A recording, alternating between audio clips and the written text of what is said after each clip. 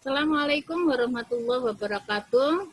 Sekarang hari Jumat, kita belajar mata pelajaran ilmu pengetahuan sosial. Apa kabar Ananda hari ini? Siap belajar pelajaran IPS? Sehat bukan? Oke. Ayo kita belajar, kita semangat dengan bacaan bismillah. Mudah-mudahan ilmu yang kita pelajari hari ini bisa terserap dengan baik. Oke, materi yang akan kita pelajari ini adalah tentang potensi sumber daya tambang.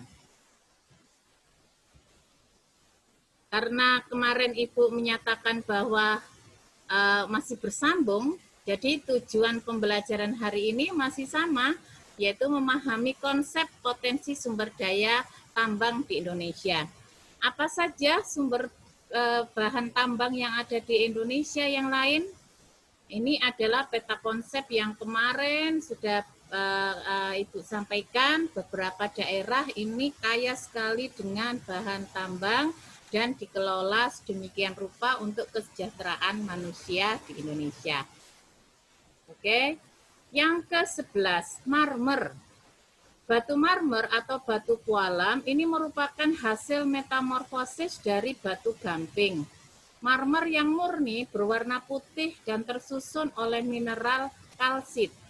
Bahan ini banyak dimanfaatkan sebagai bahan lantai, furniture, dinding, dan patung. Jadi bentuk dasarnya adalah batu gamping, tapi karena mengalami proses kimiawi sedemikian rupa di alam, kemudian bentuknya menjadi mengeras dan agak mengkilap. Karena bentuk yang mengkilap ini oleh ahli bidang seni memanfaatkannya untuk keindahan, ya, seperti lantai, furniture, dinding, dan patung. Sangat mahal kalau sudah menjadi bahan seni. Nah, marmer banyak tersebar di wilayah Trenggalek dan Tulungagung, Pulau Jawa Timur, dan Banjarnegara, Pulau Jawa Tengah, dan Citatah, Jawa Barat. Nah, ini ya, bentuk marmernya dasarnya seperti ini. Yang ke-12 adalah mangan.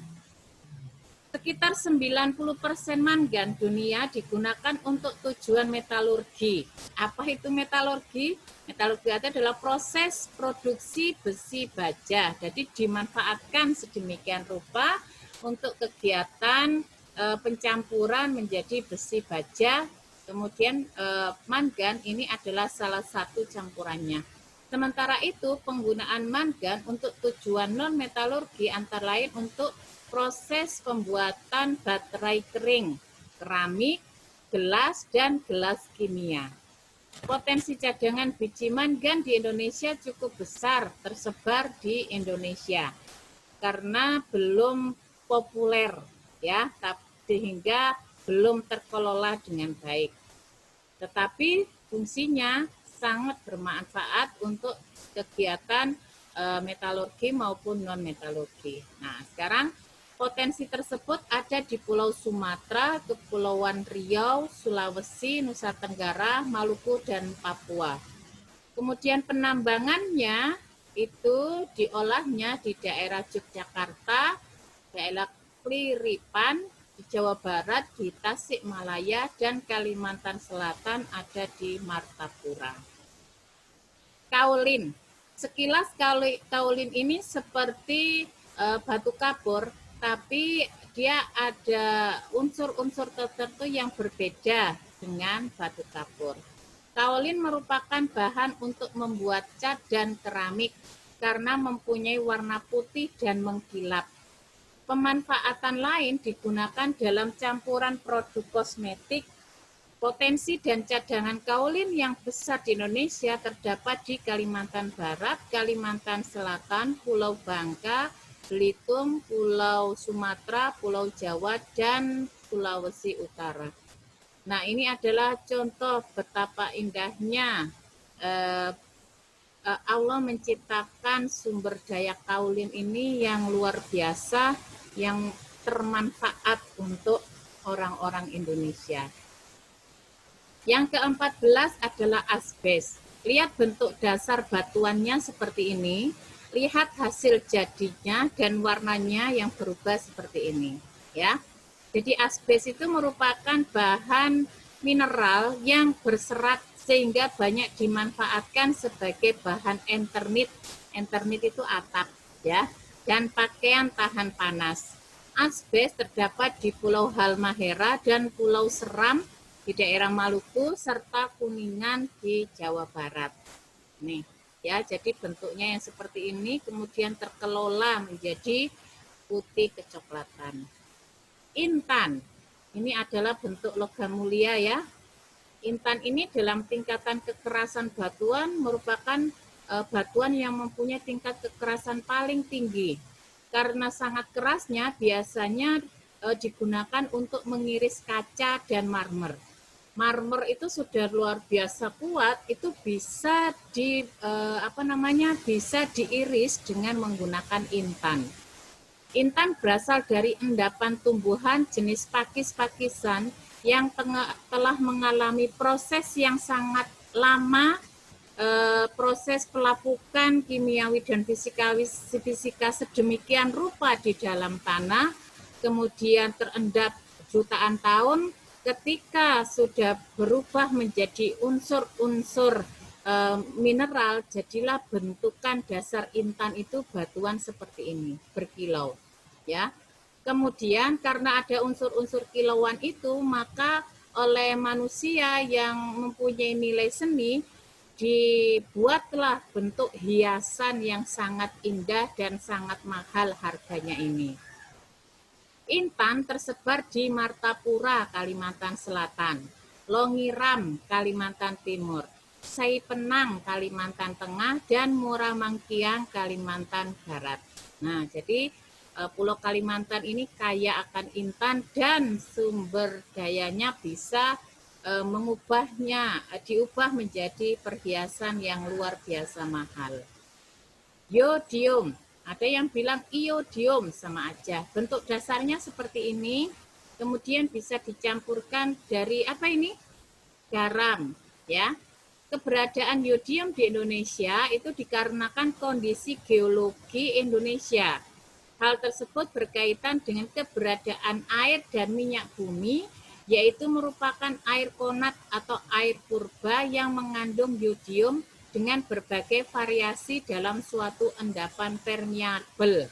Permeabel itu kedap udara, ya, yang terjebak bagian atas dan bawahnya oleh lapisan impermeabel.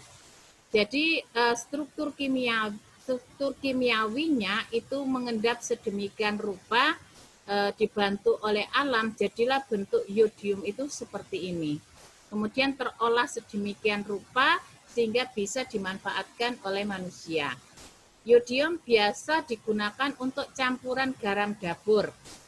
Kalau misalnya garam dapur itu tidak dicampurkan ke dalam dengan yodium, maka tubuh kita itu ada yang tidak bisa merespon unsur-unsur dari garam dapurnya itu, sehingga terjadi gangguan-gangguan kesehatan. Sehingga untuk mengantisipasi adanya tubuh yang menolak zat-zat dari garam dapur itu, maka ditambahkan campuran yodium. Nih, ya. Jadi yodium itu adalah bahan kimia, kalau misalnya sudah dirupakan senyawa itu berwarna kelabu, kehitaman, dan mengkilat. Selain untuk campuran garam, yodium biasanya digunakan untuk obat antiseptik, obat luka luar. Misalnya kalau kita terluka, kemudian supaya kumannya itu tidak menyebar, tidak mengganggu tubuh kita, maka dimatikan oleh zat yodium ini. Mineral yodium tersebar di Semarang dan Mojokerto. Uranium. Nah, sekilas hanya batuan saja, tetapi kandungan batuan ini kalau sudah diekstrak sedemikian rupa, ada unsur-unsur di dalamnya itu merupakan sumber energi yang bersifat radioaktif. Artinya kalau misalnya unsur itu kemudian dijadikan satu, maka energi yang terkeluarkan setelah melalui proses kimiawi sedemikian rupa itu sangat luar biasa besar. Nah, bahan ini biasanya dimanfaatkan untuk sumber nuklir. sumber nuklir itu yang akan membangkitkan listrik kita menjadi lebih hemat. Beda kalau misalnya kita menggunakan sumber daya listrik yang berupa air mengalir. Suatu saat debit air itu akan berbeda sehingga pasokan listrik itu juga akan berkurang kalau misalnya debitnya berkurang. Tapi kalau energi nuklir ini cenderung stabil, ya. Nah, energi nuklir yang pernah ada pertama kali itu dipakai untuk kegiatan pada saat peristiwa pengeboman di Nagasaki dan Hiroshima. Kebalik Ibu ya. Nah, jadi ledakannya luar biasa besar, satu daerah, satu pulau itu habis dan sisa-sisanya mengalami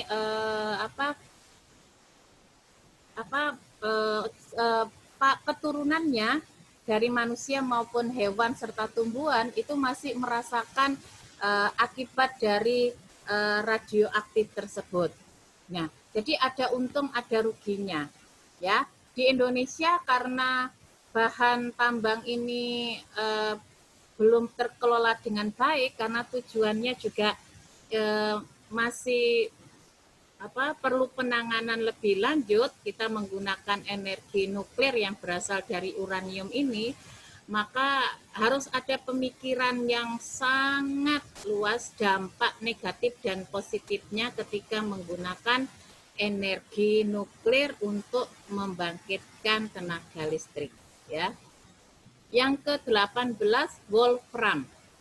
Wolfram ini sekilas tentang batuan saja seperti ini, tapi ekstrak dari batuan ini banyak sekali kandungan logamnya yang memiliki titik lebur sangat tinggi. Wolfram banyak digunakan dalam pembuatan filamen. Filamen itu apa? Itu bagian tengah dari lampu bohlam ketika menyala, tengahnya itu adalah filamen. Nah, bahan dasarnya itu adalah batu wolfram seperti ini yang dikelola sedemikian rupa sehingga bisa menyatu dengan aliran listrik. Yang lain fungsinya adalah pada industri-industri elektronika. Di Indonesia, wolfram banyak didapat di daerah Bulungan dan sekitarnya yang ada di Kalimantan Timur. Ya, nah ini adalah salah satu kerja keras dari manusia ketika menambang unsur-unsur bahan tambang itu sedemikian rupa mengolahnya, mengambilnya dari alam, kemudian menggali dan dimanfaatkan untuk kehidupan manusia. Nah, ini adalah contoh hasil penambangan, ya. Semoga materi yang Ibu sampaikan bisa dipahami dan bisa dimengerti. Sekian dulu. Assalamualaikum warahmatullahi wabarakatuh.